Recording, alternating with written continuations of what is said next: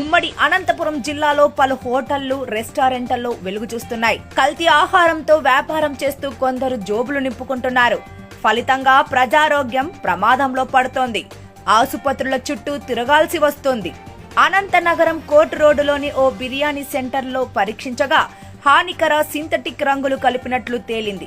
సుభాష్ రోడ్డులోని ఓ రెస్టారెంట్, వడియంపేట సమీపంలో ఓ హోటల్, రుద్రంపేట సమీపాన ఓ రెస్టారెంట్లో ఆహార భద్రతా అధికారులు తనిఖీ చేయగా అన్నిటిలోనూ మోతాదుకు మించి రంగులు వినియోగించినట్లు నిర్ధారణ కావడంతో నిర్వాహకులపై కేసు నమోదు చేసి విచారిస్తున్నారు. నగరంలోని ఓ జిలేబీ విక్రయ కేంద్రంలో నమూనాలను ల్యాబ్కు పంపించి పరీక్షించగా సల్ఫర్ ఉన్నట్లు తేలింది. ఎక్కువ సార్లు పాలిష్ చేసిన బెల్లం వాడటంతో సల్ఫర్ ఆనవాళ్లు ఉన్నట్లు అధికారులు గుర్తించారు. నిర్వాహకుడిపై కేసు నమోదు చేశారు. టవర్ క్లాక్ సమీపాన ఓ హోటల్లోని గోబీ మంచూరియాలో హానికరమైన రంగులు కలిపినట్లు పరీక్షలో తేలింది. తపోవనం సర్కిల్ సమీపాన ఉన్న టీ దుకాణంలో టీ పొడిని పరీక్షించగా అందులో క్రిమి సంహారక మందుల ఆనవాళ్లు ఉన్నట్లు గుర్తించారు.